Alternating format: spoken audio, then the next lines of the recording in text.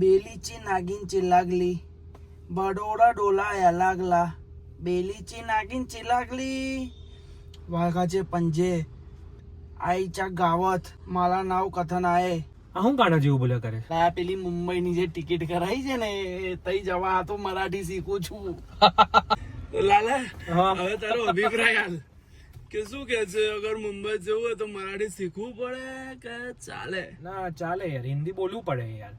તો બધા પબ્લિક તો અમુક તો હિન્દી બોલે જ છે. આ તો નવું આવી ગયું છે કે મરાઠી બોલવું પડે. મુંબઈમાં કઈ શું કહેવાય, નીચે ચેન્નઈમાં એની સાઉથ ઇન્ડિયન બોલવું પડે.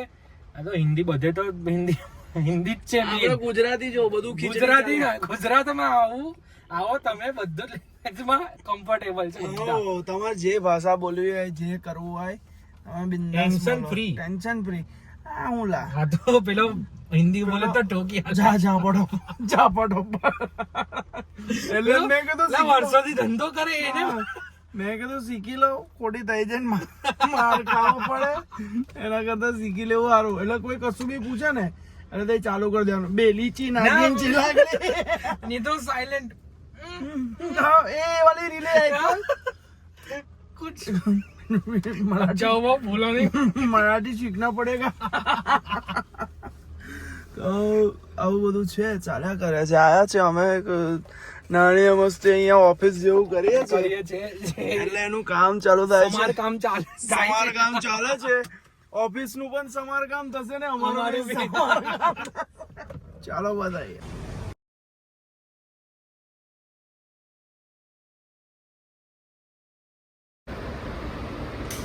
ડાયરેક્ટર સાહેબ લાઇટોનું સેટિંગ મારે છે. રેપ સોંગનું શૂટ કરી રહ્યા છે.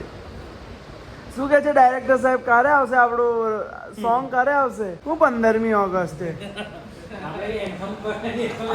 15મી ઓગસ્ટે તો ઇન્ડિયા વાળું સોંગ બહાર પાડીશું આપણે. આ તો અત્યારે જે આપણે બનાવ્યું છે સોંગનું નામ છે બિઝાર. હે એટલે મિકેનિકલ ઇલેક્ટ્રિક થઈ ગયા, ઇલેક્ટ્રિકલ એન્જિનિયર. વાંચું મિકેનિકલ કરીએ છીએ, ઇલેક્ટ્રિકલ.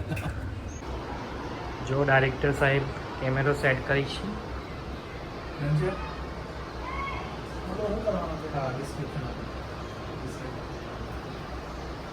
રિક્વેસ્ટ છે લાઈફ તારી સિમ્પલ થોટ છે, નેચરનો ફ્લો કરે છે, અમુક હસ્તક વાળું જે ફીલ કરતો નહીં.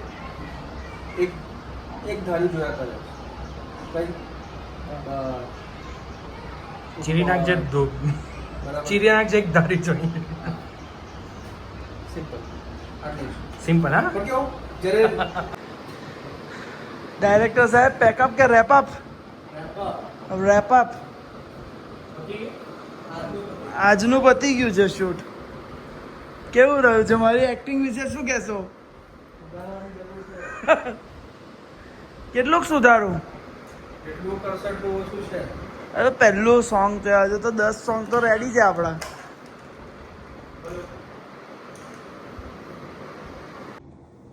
પેલું કહેવાય ને કે તમારો પહેલો પ્રેમ જે કામને લઈને હોય ને એ આપણો બ્લોગિંગ છે. પણ ઘણી બધી વસ્તુઓના લીધે, મારી આળસના લીધે મેન તો એ છૂટી જાય છે. અને અત્યાર સુધી મારા પર પ્રેશર હતું કે મારે ભાઈ વ્લોગિંગમાંથી પૈસા કમાવા છે, સક્સેસ. અને જ્યારે હું રિઝલ્ટ પર ફોકસ કરું છું ને ત્યારે મને જીવનમાં રિઝલ્ટ નહીં મળ્યું. પછી ફોકસ કર્યું કે ચલો પૈસા છે તો એક વખત પૈસાનો પ્રોબ્લેમ સોલ્વ કરીએ. તો ધીરે ધીરે એના પ્રોસેસમાં છે, કંઈક હદ તક થોડો ઘણો થઈ પણ ગયો છે. તો કેવું છે કે હવે એના વિશે બહુ વિચારવાનું ટેન્શન નથી કે ના હવે વ્લોગિંગ કરીશું તો એમાંથી પૈસા કમાવા જ પડશે, એવું છે નહીં. તો વિચાર્યું કે ચાલો ફરી એકવાર આપણા કામનો જે પહેલો પ્રેમ છે એને જસ્ટિસ આપવાનો ટ્રાય કરીએ, ફરી એકવાર એક ટ્રાય કરીએ. એટલા માટે જ પછી આ વ્લોગિંગની પાછી શરૂઆત કરી કે થઈ જાય. કારણ કે હું કેવું અંદર આમ મજા ના આવે એટલા માટે. પણ હા, ટ્વિસ્ટ એ છે કે હવે ગુજરાતીમાં કરીશું. કારણ કે હવે મને મારા ફ્રેન્ડ કરણે 3-4 દિવસ પહેલાં મસ્ત સજેશન આપ્યું કે એવી રીતે બનાય વ્લોગ્સ કે તારી મેમરીઝ માટે છે. તો આ મારી મેમરીઝ માટે છે, એટલે એકદમ રો છે, આમાં કશું બનાવટી નહીં, just enjoyment. Thank you. Thank you C you.